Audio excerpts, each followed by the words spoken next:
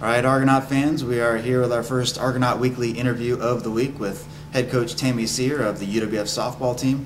The Argonauts finished out the regular season this past weekend with a doubleheader sweep over West Georgia and then splitting a doubleheader with the #1 team in the country, Alabama-Huntsville, breaking UAH's winning streak in that one.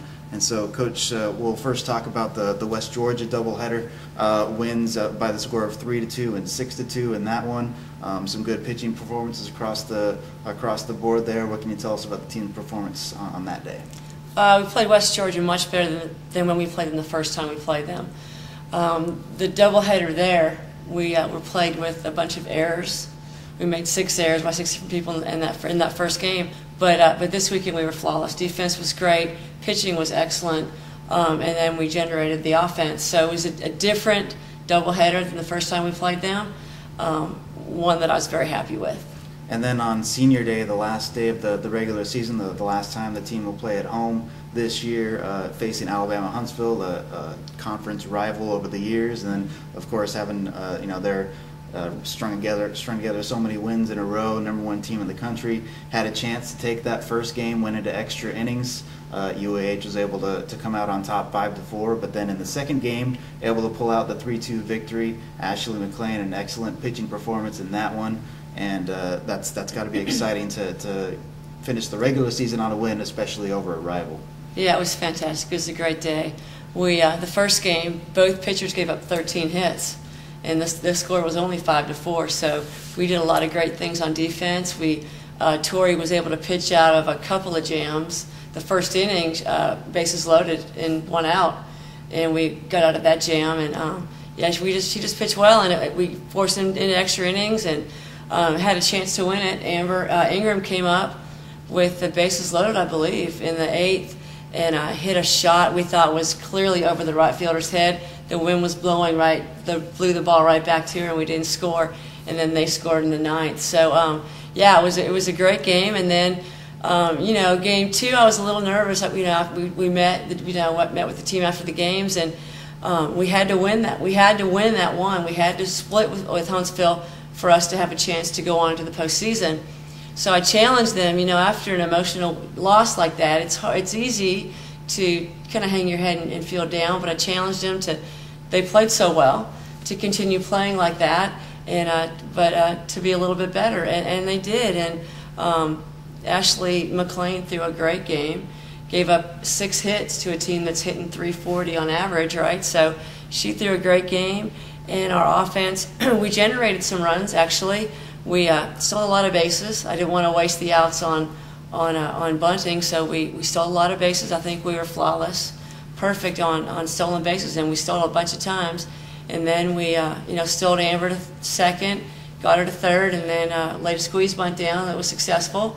And so we manufactured some runs, and then as luck would have it, in the bottom of the 9th, Amber came up again with bases loaded, game on the line, and hit a line drive back up the middle.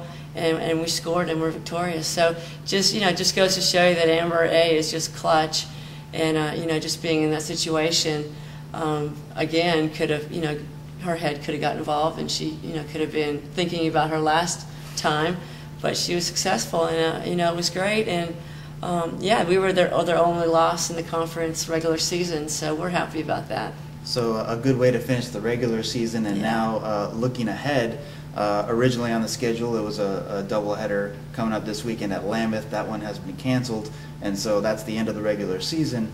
Now the team just has to wait to see about the results of the rest of the conference. The team is now 11-16 in conference play.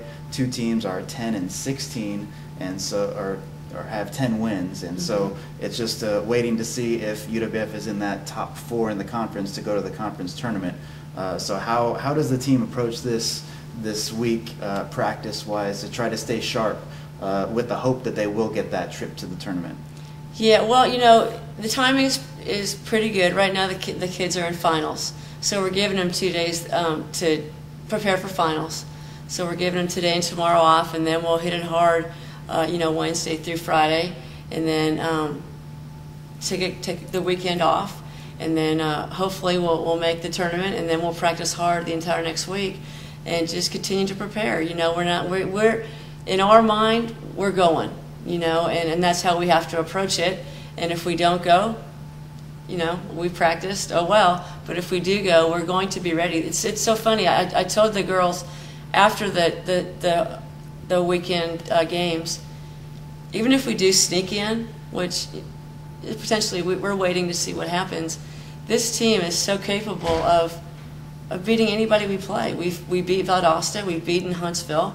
It's kind of been a roller coaster ride, but this team has the potential to win those big games. And even if we do sneak in, we still have got a legitimate shot at winning a conference tournament. And I've tried to just instill that in the gals, and I think that they're excited.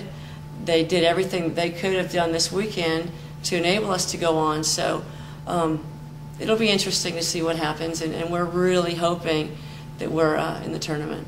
So the Argonauts softball team finishing the year over 500 and waiting on the results of the rest of the GSE East to see if they advance to the GSE tournament in South Haven, Mississippi. And you can follow along with the results at the GSE's website, gsesports.org, and also updates on Argonaut athletics here at goargos.com.